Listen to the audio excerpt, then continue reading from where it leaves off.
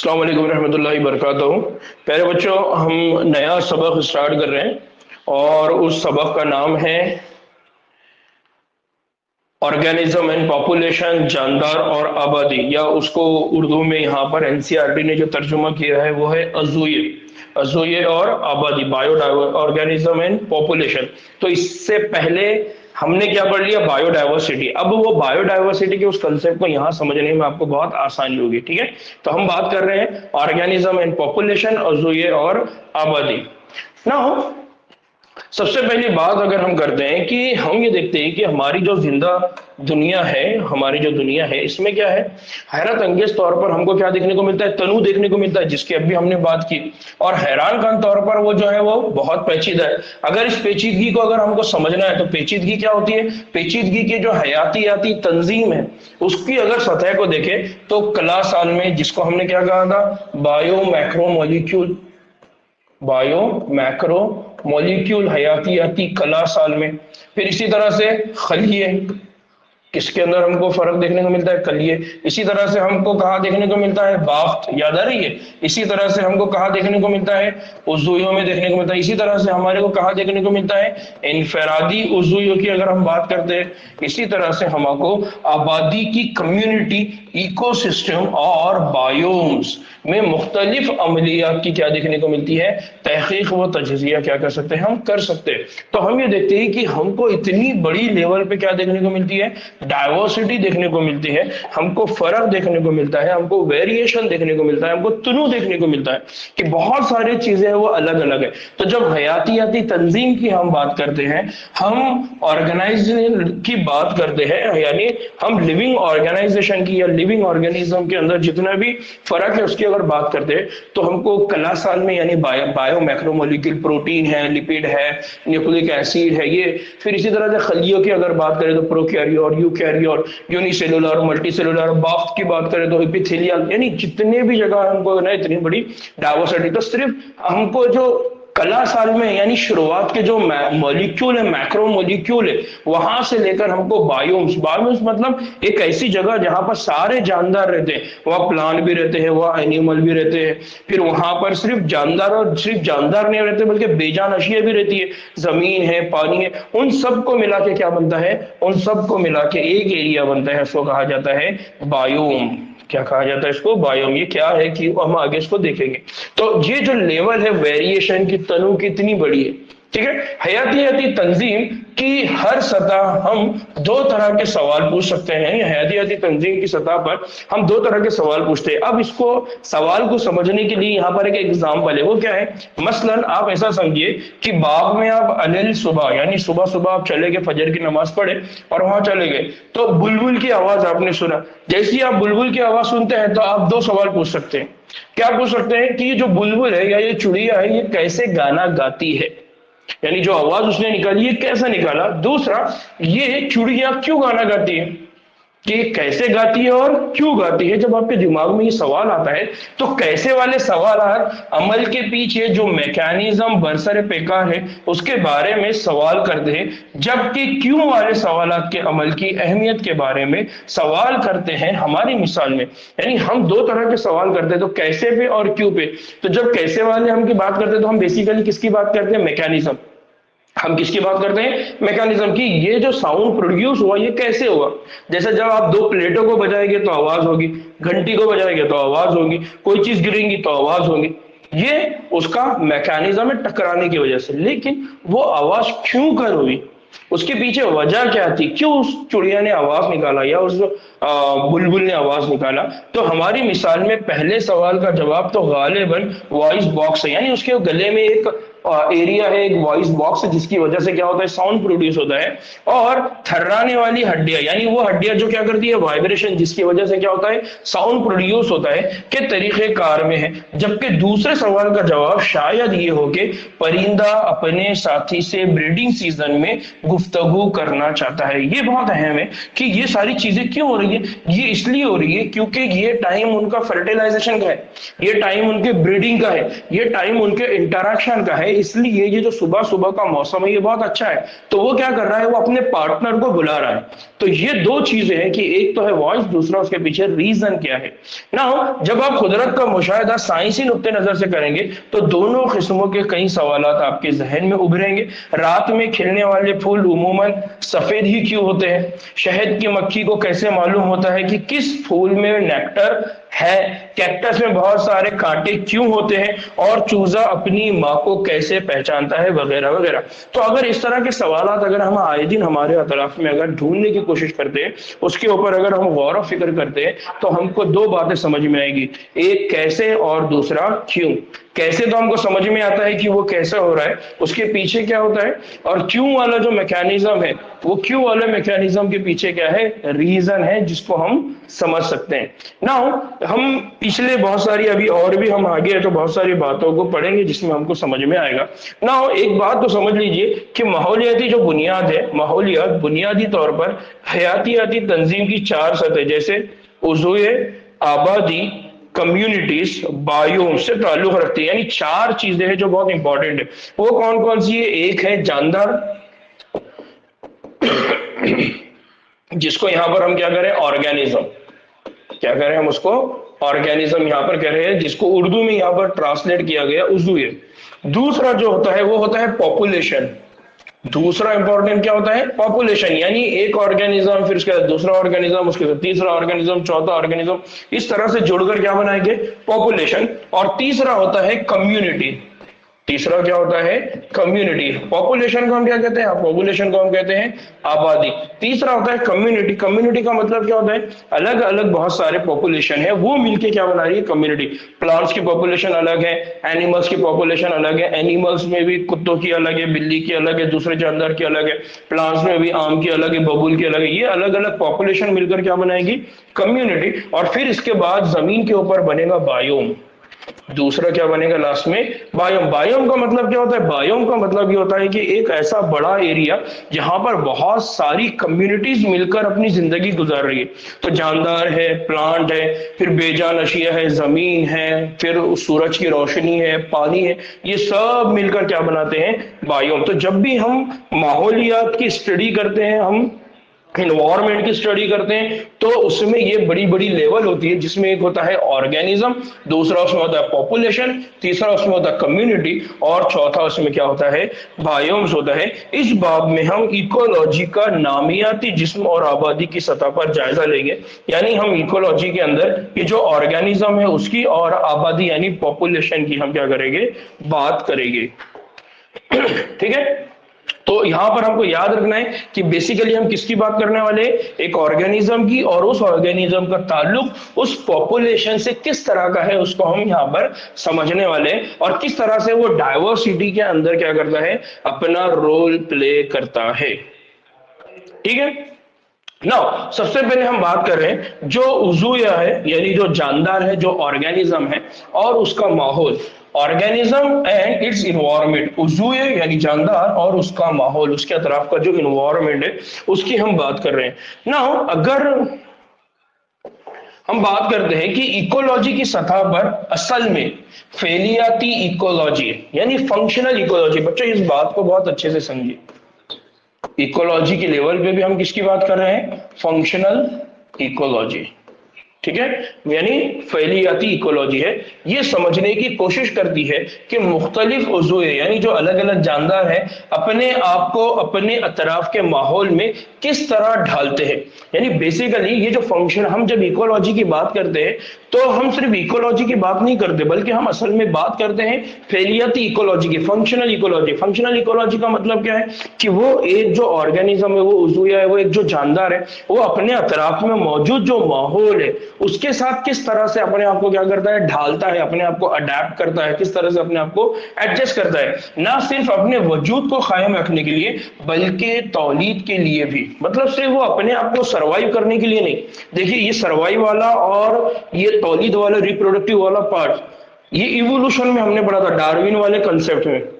और यही बात को हमने बायोडाइवर्सिटी में भी पढ़ा कि जो सरवाइव करेगा, रिप्रोड्यूस करेगा, उसकी बायोडाइवर्सिटी ज्यादा रहेगी। इसलिए मैंने पहले ही कहा कि इवोल्यूशन से ये चैप्टर्स बहुत ज्यादा लिंक्ड है, इसको समझने में हमको बहुत हेल्प होंगी। और ये पूरे चैप्टर्स का एक तरह का ग्रुप है, अगर हम इनको एक जगह लाके पढ़ते हैं तो बहुत सारे कंसेप्ट हम आसानी से क्या कर सकते हैं, समझ सकते हैं। ठीक है, तो यहाँ पर बात सिर्फ किसकी हो रही है, यहाँ पर ये हो रहा है कि वो जो जानदार है वो सरवाइव करेंगे, अपने वजूद को कायम रखेंगे, प्लस वो क्या करेगा, वहां पर रिप्रोड्यूस करेगा। अगर कोई जानदार ऐसा करता है तो डार्विन के हिसाब से वो कौन होता है, फिट, मौजूनियत। याद आ रहा है, तो हमने इसी तरह की बात वहां पर की थी, उस बात को थोड़ा सा यहाँ पर हम समझ रहे हैं। तो वो क्या करेगा, माहौल के हिसाब से अपने आप को क्या करेगा, ढालेगा, कायम रखने की कोशिश करेगा और तौलीद करेगा। आपने पहले पढ़ा होगा कि सूरज ना, सूरज की गिर्द हमारी जमीन क्या करती है, चक्कर लगाती है, और अपने महवर से झुकाव की वजह से दर्जे हरारत की जो मुद्दत है और दर्जे हरारत की जो तमाज़त है उसमें तब्दीली होती है। हम ये कहते हैं कि ये जो सूरज है, ये जो सूरज है जिसके रोशनी आ रही है, इसके सराउंडिंग में, इसके बाजू में हमारा कौन है, अर्थ। और ये अर्थ इसके बाजू में क्या करता है, घूमता रहता है।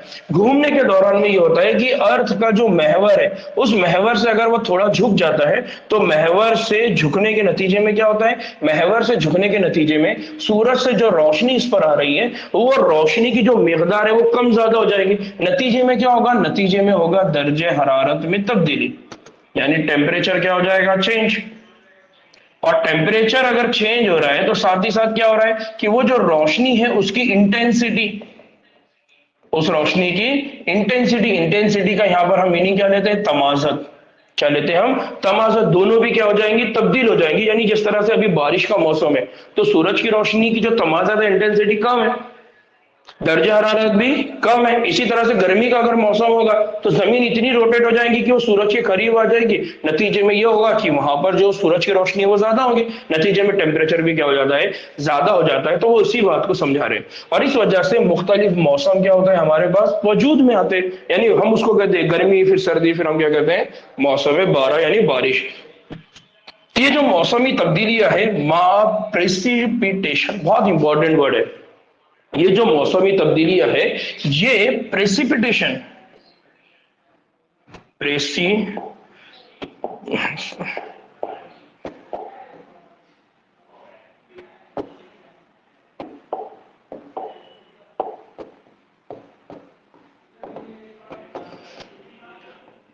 प्रेसिपिटेशन। तो दो बातें हो रही है। एक तो बात हो रही है यहां पर जो मौसम है, मौसम, और इन मौसम के साथ क्या है, प्रेसिपिटेशन। अब प्रेसिपिटेशन किसको कहते हैं, प्रेसिपिटेशन नॉर्मली ये कहते हैं कि बारिश और बर्फबारी दोनों शामिल है। तो बारिश और बर्फबारी की वजह से क्या होता है, तो बारिश होगी तो उसकी वजह से ये होगा कि बहुत सारे पौधे उगेंगे। ठीक है, अगर कहीं पर बर्फबारी हो रही तो वहां पर भी उनको न्यूट्रिएंट अवेलेबल होगा, यानी उनको वो माहौल मिलेगा जिसकी वजह से उनकी क्या होती है, ग्रोथ होती है। तो यहां पर मतलब होता है प्रेसिपिटेशन। नॉर्मली हम प्रेसिपिटेशन को कहते हैं कि कोई बचा कुचा मादा। तो जब बारिश गिरेंगी तो बारिश की वजह से बहुत सारे क्या होंगे, प्लांट की ग्रोथ होगी, बहुत सारे हर्ब्स आएंगे, मतलब वो बचा कुचा मादा है उस पानी की वजह से, उस बर्फबारी की वजह से वो बचा कुचा मादा है, उसको यहां पर वर्ड क्या दिया जा रहा है, प्रेसिपिटेशन। तो हमेशा क्या होता है, जो मौसम की तब्दीलियां है और जो प्रेसिपिटेशन है, इसकी सालाना तब्दीलियां अहम बायोम, वो क्या बनाती है, ये प्रेसिपिटेशन और ये मौसम मिलकर क्या बनाते हैं, ये बनाते हैं बायोम्स। बायोम्स का मतलब क्या है, बायोम्स का जो मीनिंग है मैंने आपको बताया। बायोम्स का मतलब क्या होता है, बहुत सारे जानदार जब मिलकर एक जगह जिंदगी गुजारते हैं तो उसमें प्लांट्स भी होंगे, एनिमल्स भी होंगे, बहुत सारे होंगे। तो उसी की बुनियाद पे यहाँ पर कह रहे हैं कि ये मौसम की तब्दीली और ये प्रेसिपिटेशन की वजह से, इन सालाना तब्दीलियों की वजह से अहम बायोम जैसे सहरा, जैसे जमीनी जंगल और जैसे टुंड्रा की क्या होती है, तश्कील के ये जिम्मेदार है। यानी अभी फोर सोचिए आप, सहरा वाला इलाका है, वहां पर मौसम किस तरह का रहेगा, जमीन पे बहुत सारे जंगल है, बहुत सारे प्लांट्स है, वहां मौसम किस तरह का रहेगा? टुंड्रा, यानी ऐसे इलाके जहां पर हमेशा बर्फबारी रहती है, वो इलाके।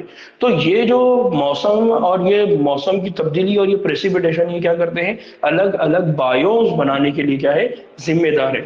हर उज़्व यानी जानदार में नाकाबिल तब्दील तौर पर तयशुदा ऐसे हालात का सिलसिला होता है जिनको वो बर्दाश्त कर सकता है, यानी उसके अंदर एडजस्टमेंट की क्या होती है? सलाहियत होती है। वसाइल में ऐसा तनु होता है जिससे वो क्या कर सकता है? इस्तेफादा कर सकता है। यानी ऐसा नहीं होगा कि कोई एनिमल है अगर मौसम चेंज हो गया तो मर जाएगा, नहीं, बल्कि उसके अंदर एक सलाहियत है कि वो अपने आप को क्या करेगा? टॉलरेट करेगा, उस जगह पर अपने आप को वो उस काबिल बनाएगा कि वहां क्या करे? सरवाइव करे, और उस इलाके से वो जितनी ज्यादा अपनी कुव्वत हो सकती है, इस्तेदाद हो सकती है, उसके हिसाब से क्या करेगा? वो उसको हासिल करेगा। और माहौलियाती निजाम में इसका एक जुदागाना अमल रोल है। और ये बात हम बायोडाइवर्सिटी एंड कंजर्वेशन में पढ़ चुके कि हर नू का, हर जानवर का, हर एनिमल का, हर प्लांट का अपना एक इंपॉर्टेंट रोल है, और ये सब चीजें मिलकर इसके मकाम यानी निश की क्या करती है? तकमील करती है। अब ये एक और नया वर्ड है, निश। निश कल भी मैंने कहा था, निश ऐसा एरिया है जहां पर कोई जानदार अपना फंक्शनल रोल करता है या अपने काम करता है, वहां रहेगा, खाएगा, पिएगा, सोएगा। ये जो एरिया होता है उसका क्या होता है? निश होता है। वहां पर वो रिप्रोडक्शन का अमल करेगा। ये सारा जो एरिया होता है वो क्या होता है? निश। ना हो बच्चों, एग्जाम में यहां से सवाल किए जाते हैं। ये जो एरिया है यहां से सवाल किए जाते हैं, और जो सवाल जिस अंदाज के किए जाते हैं उसको समझ लीजिए। सवाल इस अंदाज से किए जाते हैं कि ये जो मौसम की वेरिएशन है, तो यहां पर देखिए, यहां पर लिखा हुआ है औसतन सालाना प्रेसिपिटेशन, और यहां पर लिखा हुआ है औसतन दर्जे हरारत। ठीक है। अब फॉर एग्जाम्पल आप यहां पर दर्जे हरारत की शुरुआत देखिए कहां से हो रहा है? -15, -10, -5, और ये कौन है? 0। फिर 5, 10, 15, 20, 25, 30। ठीक है, ये टेम्परेचर की रेंज है और ये सालाना प्रेसिपिटेशन है। तो आप अगर देखेंगे कि सबसे कम टेम्परेचर कहां पर होगा, तो अगर हम दुनिया का नक्शा यहां बनाते हैं और ये इक्वेटर है और ये पोल्स है, फॉर एग्जाम्पल ये कौन है? अंटार्कटिका। ठीक है, ये अंटार्कटिका है। ये वाला जो रीजन था जिसको कल हमने पढ़ा हुआ, ये कौन सा रीजन है? ये है ट्रॉपिकल। ठीक है, इसके पीछे वाला फॉर एग्जांपल ये रीजन है टेम्परेट जोन। ठीक है। अब थोड़ी देर के लिए समझिए कि अगर सूरज अगर इस तरफ है तो सूरज से यहाँ रोशनी बहुत मुश्किल से आएगी, नतीजे में यहाँ टेम्परेचर हमेशा ज्यादा रहेगा। इसका मतलब यहाँ पर, सॉरी, यहाँ पर टेम्परेचर हमेशा कम रहेगा, मतलब -10 भी हो सकता है, 15 भी हो सकता है। इसलिए ये जो एरिया है ये आर्कटिक अल्पाइन टुंड्रा है। इस आर्कटिक अल्पाइन टुंड्रा पे जो प्रेसिपिटेशन है अगर आप देखेंगे तो ये जो प्रेसिपिटेशन है ये कितना है? ठीक है, तो ये जो प्रेसिपिटेशन है ये दूसरों के मुकाबले में, अगर इसके कंपैरिजन में, इसके करे तो ये कम है, लेकिन इसके कंपैरिजन में अगर देखा जाए तो ज्यादा है। ठीक है ना। दूसरा कि यहाँ पर ये जो एरिया है ये है आर्कटिक अल्पाइन। दूसरा सहरा, सहरा मतलब रेगिस्तान। दूसरा क्या है? सहरा, जिसको हम क्या कह रहे हैं? रेगिस्तान। तो रेगिस्तान में हमेशा टेम्परेचर क्या होता है? हाई होता है। तो यहाँ पर देखिए टेम्परेचर जैसे जैसा हाई हो रहा है तो यहाँ पर किसको बताया जा रहा है? रेगिस्तान। और चूंकि रेगिस्तान में टेम्परेचर ज्यादा रहेगा तो इसका मतलब यहाँ है कि वहां बारिश के चांसेस बहुत कम होंगे। बारिश के चांसेस अगर कम होंगे तो प्रेसिपिटेशन कम होगा। प्रेसिपिटेशन अगर कम होगा तो प्लांट की ग्रोथ कम होगी। प्लांट की ग्रोथ कम होगी तो जानदार कम होगी। इसलिए वहां पर प्रेसिपिटेशन कम है, इसलिए वहां पर प्रेसिपिटेशन की लेवल को जो बताया जा रहा है सिर्फ 50 सेंटीमीटर तक बताया जा रहा है। ठीक है।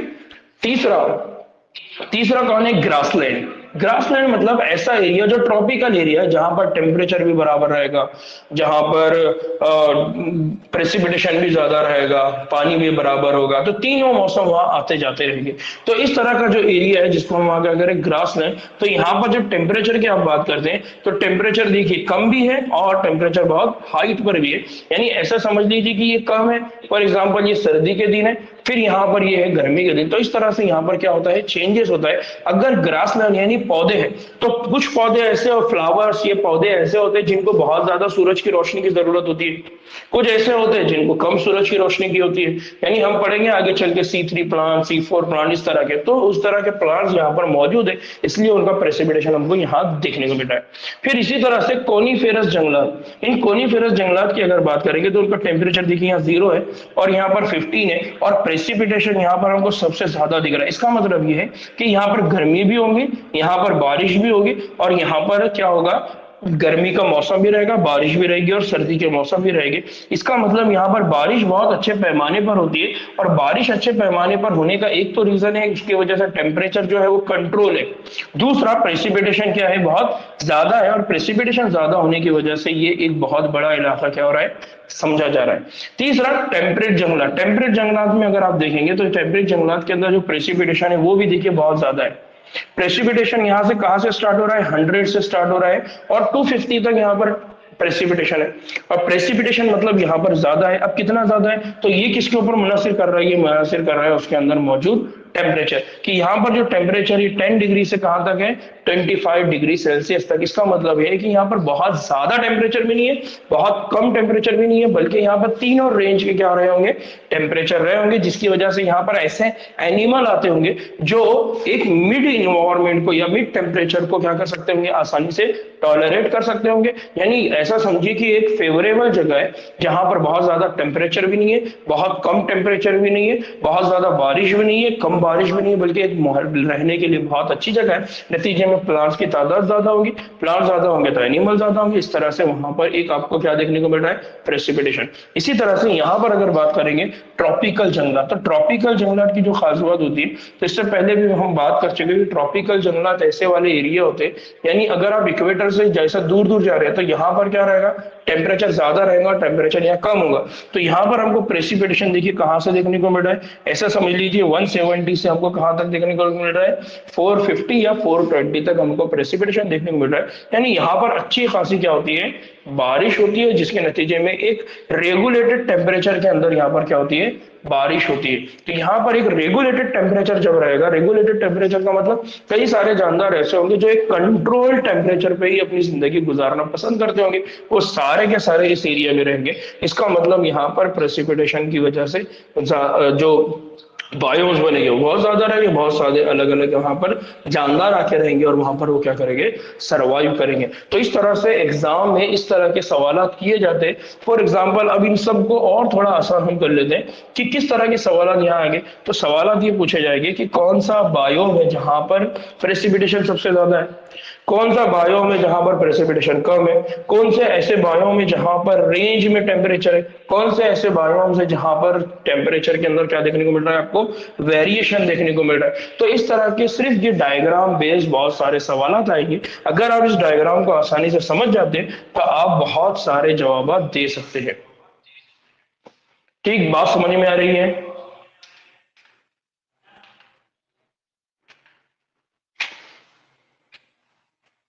ठीक ना, मैंने इससे पहले भी कहा कि ये सारे चैप्टर्स ऐसे हैं जिनके डायरेक्ट डायरेक्ट आप आंसर देंगे, बहुत ज्यादा लॉजिक नहीं लगाना पड़ेगा।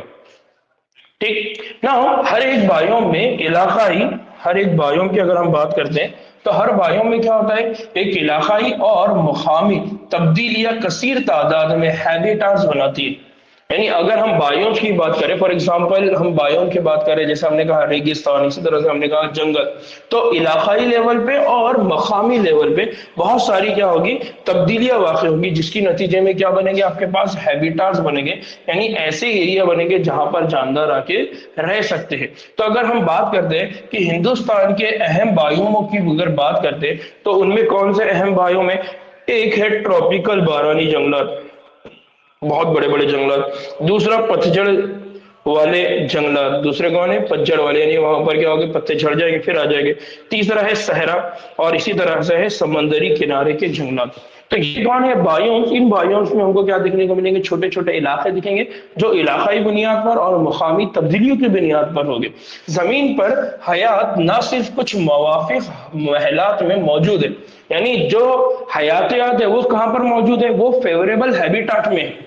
किसमें मौजूद है, फेवरेबल हैबिटाट्स में मौजूद है, बल्कि हद दर्जे तकलीफदा महलात, यानी हद दर्जे तकलीफदा हैबिटाट में। यानी हम ये कहेंगे कि सिर्फ फेवरेबल हैबिटाट्स नहीं, बल्कि कुछ ऐसे हैबिटाट जो बहुत स्ट्रेसफुल है, जो बहुत डेंजर है, वहां पर भी हमको जानदार देखने को मिलते हैं। मसलन चिलचिलाते राजस्थान के सहरा में भी देखने को मिलेंगे, बारिश से तर मेघालय के जंगलात में भी हमको देखने को मिलेंगे, समंदर की अमीर गहराई यानी डीप सी में भी हमको क्या देखने को मिलेंगे, बहुत सारे जानदार देखने को मिलेंगे, तेज धारे वाले दरिया में देखने को मिलेंगे, खुदबैन के बर्फानी इलाके में भी हमको देखने को मिलेंगे, ऊंचे पहाड़ों की जो चूटियां हैं वहां पर भी बहुत सारे जानदार यानी बहुत सारे ऑर्गेनिजम्स रहते हैं। फिर गर्म पानी के चश्मे, बदबूदार कंपोस्ट के गड्ढे, हर जगह पर हमको क्या होते हैं, जानदार दिखाई देते हैं। हत्ता के हमारे हाजमे की नाली में भी सैकड़ों माइक्रोब्स जिंदा रहते हैं। ये भी उनकी क्या है, मस्कन की मिसाल है या किसकी मिसाल है, हैबिटाट की मिसाल है। तो हैबिटाट की अगर हम बात करते हैं तो हैबिटाट के अंदर हमको क्या देखने को मिलता है, बहुत ज्यादा वेरिएशन दिखने को मिलता है और वहां पर हमको अलग अलग तरह के जिंदगियां देखने को मिलती है, जो ना सिर्फ फेवरेबल यानी मुनासिब हालात में जिंदगी गुजारते हैं बल्कि स्ट्रेसफुल हालात में भी वो अपनी जिंदगी गुजारते हैं। वहां वो अपने आप को अडेप्ट करते हैं, वहां पर वो सर्वाइव करते हैं, वहां पर वो तौलीद करते हैं, अपनी नस्लों को बढ़ाते हैं। मुख्तलिफ महलात की यानी हैबिटाट की तबई और कीमियाई हालात में इतने ज्यादा तगय्युरात के लिए कौन से कलीदी अनासिर जिम्मेदार है, वो कौन है, दर्जे। यानी हम ये है कि ये जो हैबिटाट है ये इतने सारे अलग अलग बायोम्स है और इन बायोम्स के अंदर डिफरेंट टाइप के क्या है, हैबिटाट्स है। तो ये जो हैबिटाट्स के अंदर इतना सारा वेरिएशन आया, ये फर्क आया, तो इसके लिए जिम्मेदार कौन है, इसके लिए जिम्मेदार कौन है, उसके लिए जिम्मेदार है दर्जे हरारत, पानी, रोशनी और मिट्टी। इन सबसे ज्यादा अहम है, यानी यहाँ पर ये सब रिस्पॉन्सिबल है, जो तबई और कीमियाई हालात जो इनके अंदर है उसके लिए जिम्मेदार दर्जे हरारत, पानी, रोशनी और मिट्टी है। हमें ये याद रखना चाहिए कि गैर हयाती यानी तबई कीमियाई और गैर हयाती यानी अबायोटिक यानी यहाँ पर दो फैक्टर्स की बात हो रही है जिसको आमतौर पर हम क्या कहते हैं, बायोटिक और अबायोटिक, जानदार और गैर जानदार। जानदार और गैर जानदार जो फैक्टर्स है, आमिल है, वो इसके लिए जिम्मेदार है। जिस्म के मस्कन को अकेले ही खासियत नहीं बयान करते, यानी हम ये नहीं कह सकते कि सिर्फ बायोटिक फैक्टर ही है जो हैबिटाट के लिए जिम्मेदार है। मस्कन में यानी हैबिटाट में हयाती यानी बायोटिक जुज़ मसलन जराशीम है, तूफेली है जिनको हम पैरासाइट कहते हैं, शिकारी जानवर है जिसको हम क्या कहते हैं, प्रीडेटर कहते हैं, और उज़ुयों के हरीफ यानी मुकाबला करने वाले जिसको हम क्या कहते हैं, कॉम्पिटिटर। तो हम ये देखते हैं कि किसी भी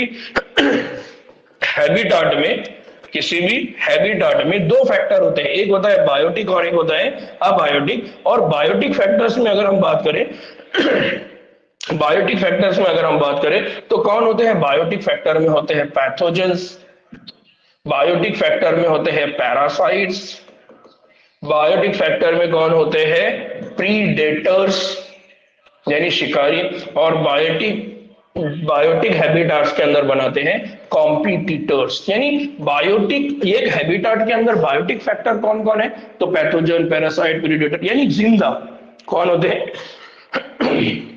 जो मुसलसिल क्या होते हैं, राब्ते में होते हैं। किसके राब्ते में रहते हैं, दर्जा हरारत, पानी, रोशनी। यानी हमारे पास अबायोटिक फैक्टर कौन हो गया, अबायोटिक फैक्टर हो गया टेम्परेचर जिसको हम कह रहे हैं दर्जा हरारत, अबायोटिक फैक्टर हो गया हमारा वाटर जिसको हम पानी कहते हैं, अबायोटिक फैक्टर हो गया लाइट जिसको हम कहते हैं रोशनी, और अबायोटिक फैक्टर हो गया सॉइल जिसको हम क्या कहते हैं, जमीन कहते हैं। तो ये अबायोटिक फैक्टर है, ये बायोटिक फैक्टर, ये दोनों मिलकर क्या बनाते हैं, हैबिटाट। और ये बहुत सारे हैबिटाट हमको क्या बनाते हैं, बायोम्स। बहुत सारे हैबिटाट मिलकर क्या बनाते हैं, बायोम्स बनाते हैं। ना हमारा ख्याल ये है कि एक अरसे के बाद फितरी इंतखाब यानी देखो अभी दोबारा आ गया, नेचुरल सिलेक्शन के जरिए उज़ुयों ने अपने वजूद को कायम रखने के लिए और तौलीद के लिए अपने मस्कन से मुनासिब वजह तराजी कर ली है। यानी क्या है कि नेचुरल सिलेक्शन हुआ और उस नेचुरल सिलेक्शन की वजह से क्या हुआ, बहुत सारे जो जानदार है उन्होंने अपने वजूद को कायम रखा और उन्होंने अब बता दिया कि यार ये हमारी क्वालिटी है, यही हमारी प्रॉपर्टी है, हम यही रहेंगे और ऐसे ही रहेंगे। तो उन्होंने क्या कर दिया, अपने आप को वहां पर वो क्या कर रहे हैं, कायम रख रहे हैं। कायम रख रहे हैं मतलब अगेन दोबारा बात आ जाती है डार्विन वाली, सरवाइव करना, तौलीद की बात आती है मतलब रिप्रोड्यूस करना। तो इस तरह से अब उस हैबिटाट के अंदर वो क्या करते हैं, सरवाइव करते हैं, खुद भी जिंदा रहते हैं और अपनी नई नस्ल, अपने नए बच्चे भी क्या करते हैं वहां पर पैदा करते हैं। तो ये बहुत इंपॉर्टेंट बात है जिसको हमने याद रखना है। तो बार बार दोबारा बात डार्विन वाली जिसको हम क्या कहते थे, अडेप्टेशन, क्या कहते थे उसको, अडेप्टेशन कहते हैं, वही बात हो रही है। ठीक, तो आपको कंसेप्ट थोड़ा थोड़ा समझ में आ रहा होगा। जो पहला चैप्टर हमने इवोल्यूशन पढ़ा और जो बायोडाइवर्सिटी पढ़ा, उसको कोरिलेट करने में आपको बहुत हेल्प हो रही होगी। और इसी तरह से कोरिलेट अगर आप करते जाएंगे तो एक साथ आप 3 चैप्टर्स की रिवीजन करेंगे, ठीक है। नाउ हम एक और बात कर रहे हैं कि हमने कहा कि हैबिटाट के अंदर कौन होते हैं, हैबिटाट के अंदर होते हैं अबायोटिक फैक्टर, जिसको हम कहते हैं गैर हयाती फैक्टर असबाब। तो यहाँ पर हम बात कर रहे हैं अहम गैर हयातियाती फैक्टर्स की, हम यहाँ बात करने वाले ऐसे कौन से अहम गैर हयातियाती असबाब है, या जिसको हम क्या करें major abiotic factor. Now major abiotic factor में अगर हम बात करें तो बहुत सारे फैक्टर हैं। उनमें सबसे पहला फैक्टर जिसकी हम बात कर रहे हैं वो कौन है, दर्जे हरारत। माहौलियाती लिहाज से दर्जे हरारत सबसे ज्यादा अहम आमिल है, सबसे ज्यादा अहम सबब है। माहौलियात के लिए सबसे ज्यादा अहम कौन है, दर्जे हरारत। आपको मालूम है कि जमीन पर औसत दर्जे हरारत मौसम के लिहाज से क्या होता है, बदलता है। जैसा अभी बारिश चालू है तो टेम्परेचर कम है, अभी गर्मी था तो टेम्परेचर बहुत ज्यादा था, सर्दी रहेगी तो टेम्परेचर और कम हो जाएगा। खत्ते इस्तेवा से कल भी मैंने ये बात बताया था कि जब हम बात करते हैं इक्वेटर की, याद आ रहा है कल हमने ये बात की थी इक्वेटर से, तो इक्वेटर से जब हम इधर जाते हैं और इधर जाते हैं यानी खुदबैन पर जाते हैं, पोल पर जाते हैं, क्या कहते हैं हम उसको, खुतुब कहते हैं, खुदबैन कहते हैं। दो है तो एक इधर का पोल इधर का, तो हमने कहा था नॉर्थ पोल और साउथ पोल की तरफ बतदरीज क्या होता है, दर्जे हरारत कम होता जाता है। और मैदानी इलाकों से, और अगर हम बात करते हैं मैदानी इलाकों से तो ये हो गया जमीन की बात। अब हम जमीन के ऊपर रहते हैं तो जमीन के ऊपर एक चटेल मैदान है और एक पहाड़ है, तो हम क्या कहते हैं मैदानी इलाकों से पहाड़ों की चोटियों तो क्या होता है, कम होता है, यानी दर्जे हरारत जमीन पर कम होगा और चोटियों पर अगर जाएंगे तो सॉरी जमीन पे ज्यादा होगा, चोटियों पर अगर जाएंगे तो कम होगा। गर्म मौसम में इसका जो दायरा है, जो रेंज है, वो कुतुबी इलाकों में ऊंची जगहों पर सिफर से नीचे से लेकर ट्रॉपिकल सहरा में 50 डिग्री सेल्सियस तक होता है। यानी यहाँ जो है यहाँ पर 0 होगा और यहाँ पर क्या हो जाएगा 50 डिग्री सेल्सियस तक हो जाएगा। एग्जाम में ये पूछा जाता है इसलिए इसको अच्छे से याद रखना है, ठीक। लेकिन कुछ ऐसे भी मिसाल है जैसे उबलते हुए पानी के चश्मे, गहरे समंदर में हाइड्रोथर्मल वेंट्स, जहां औसत दर्जे हरारत 100 डिग्री कितना होता है 100 डिग्री सेल्सियस, 100 डिग्री सेल्सियस से भी ज्यादा रहता है, वहां पर भी हमको जानदार देखने को मिलते हैं। ये मालूमात आम है कि आम के दरख्त सर्द ममालिक जैसे कनाडा और जर्मनी में नहीं उगते, और उग सकते भी नहीं क्योंकि वहां क्या होते हैं बर्फ में रहने वाला, वहां पर क्या होता है बहुत ज्यादा टेम्परेचर नहीं होगा जिसकी वजह से आम की ग्रोथ होती है। फिर बर्फ में रहने वाला तेंदुआ केरला के जंगलात में नहीं मिलता, और समंदर में रहने वाले ट्रॉपिकल अर्ज बलद के आगे टोना मछली कभी कभार ही पकड़ी जाती है। यानी हम ये कह सकते हैं कि हर एक का अपना एक टेम्परेचर का रेंज है,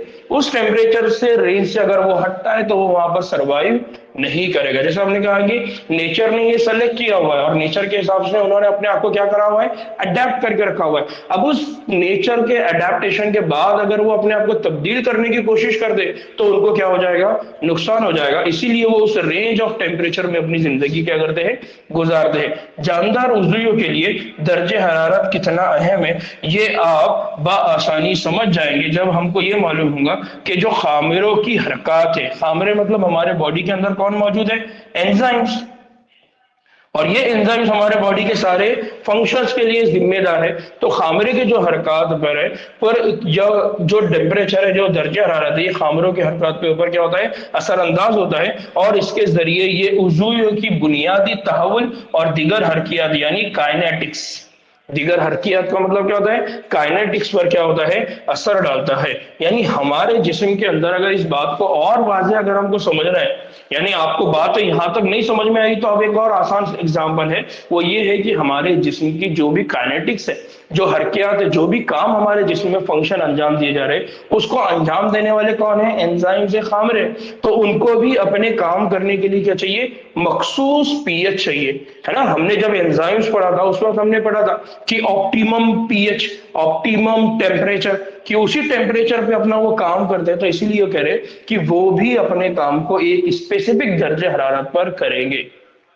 याद आ रहा है ऑप्टिमम टेम्परेचर ना। कुछ नामियाती उज़्वे, कुछ ऑर्गेनिक मॉलिक्यूल की अगर बात करेंगे, कुछ नामियाती उज़्वे यानी कुछ ऐसे जानदार हैं कि वसी दायरे को आसानी से क्या कर लेते हैं, बर्दाश्त कर लेते हैं ना। कुछ जानदार ऐसे भी है जो रेंज ऑफ टेम्परेचर में जिंदगी गुजारते हैं। क्या करते हैं वो, रेंज ऑफ टेम्परेचर में गुजारते हैं। उनको कहा जाता है यूरी थर्मल। क्या कहा जाता है उनको, यूरी थर्मल। जो क्या करते हैं, रेंज ऑफ टेम्परेचर में, रेंज ऑफ टेम्परेचर, या दूसरे उसमें हमने क्या कहा उसको, हमने कहा कि वसी दायरा, या हम कह रहे हैं उसको सिंपल वसी दर्जे हरारत के दायरे में जिंदगी गुजारते हैं, उनको हम क्या कहते हैं, यूरी थर्मल। लेकिन इनकी अक्सरियत हरारत के छोटे दायरे तक क्या होती है, महदूद रहती है। लेकिन कुछ ऐसे भी है जिनको क्या कहा जाता है, स्टेनोथर्मल। क्या कहा जाता है उनको, स्टेनोथर्मल। क्या कहा जाता है उनको, स्टेनोथर्मल। थर्मल का मतलब समझ में आ रहा है ना, टेम्परेचर को बोला जाता है इंग्लिश में थर्मल। तो स्टेनोथर्मल होते हैं, यानी क्या होता है कि सिर्फ छोटे से दर्जे हरारत, एक महदूद दर्जे हरारत या एक स्पेसिफिक दर्जे हरारत या मखसूस दर्जे हरारत,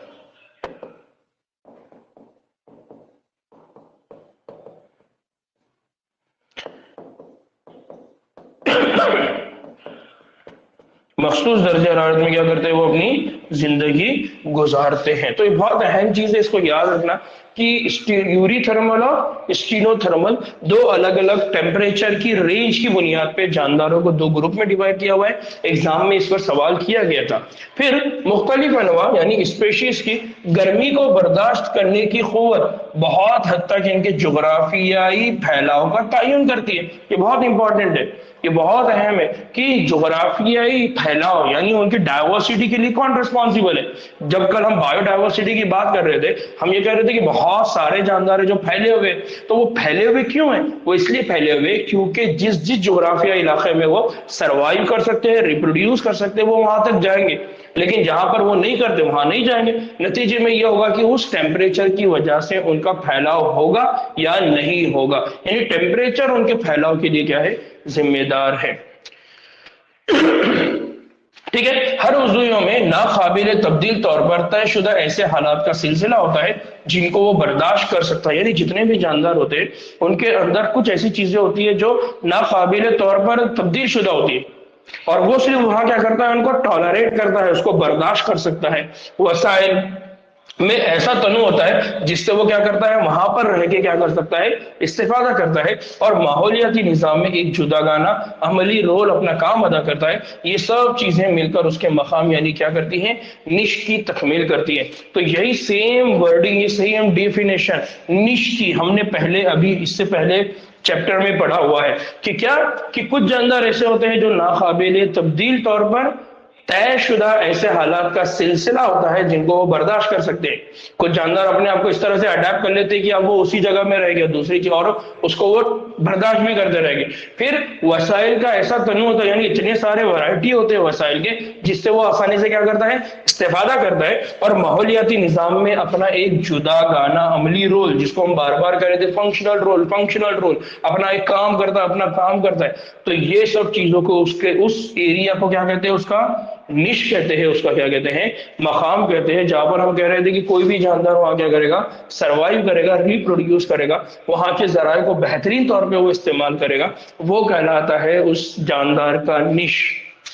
इधर चंद सालों से दुनिया के औसत दर्जे हरारत में बतदरीज क्या हो रहा है, इजाफा, और परेशानी का क्या हो रहा है, बाज बना हुआ है, जिसको हम आगे चल के 16 नंबर का एक बाब है उसमें और पढ़ेंगे कि इसकी वजह से क्या हो रहा है। तो इसकी वजह से अनवा के फैलाव में तब्दीली की क्या हो रही है, उम्मीद करते हैं। तो कुछ इस तरह से होता है कि टेम्परेचर चेंज की वजह से क्या होते हैं, अनवा के अंदर क्या देखने को मिलता है, फैलाव देखने को मिलता है, बायोडाइवर्सिटी देखने को मिलती है कि कोई जानदार पहले किसी इलाके में मौजूद नहीं था, लेकिन चूंकि उसको अपनी जिंदगी बचाना थी इसलिए वो एक इलाके को छोड़ के दूसरे इलाके में चला जाएगा। तो इस तरह से क्या होगा, उस इलाके की डाइवर्सिटी चेंज हो जाएगी। तो इस इलाके की भी डाइवर्सिटी चेंज हो रही है, उस इलाके की भी हो रही है। यहाँ पर कमी हो रही है, वहां पर क्या हो रही है, ज्यादती हो रही है, या वहां पर नंबर क्या हो रहे हैं, बढ़ रहे हैं। ठीक है, तो इसी को हमने हार्डी वियनबर्ग लॉ के मामले में बात किया था कि हार्डी वियनबर्ग ने क्या कहा था, माइग्रेशन नहीं होना चाहिए, एक जगह से निकल के दूसरी जगह नहीं जाना चाहिए। अगर ऐसा होता है तो पॉपुलेशन कभी भी सेम नहीं रहेगी, पॉपुलेशन में क्या हो जाएगा, चेंज। तो यहां पर इस बात को भी आप समझ सकते हैं। ठीक है, नाउ नमाज का अजान का वक्त हो गया, हम नमाज पढ़ेंगे और नमाज के बाद फिर हम दोबारा इंशाल्लाह ज्वाइन हो जाएंगे। चलिए, अस्सलाम वालेकुम रहमतुल्लाहि व बरकातहू।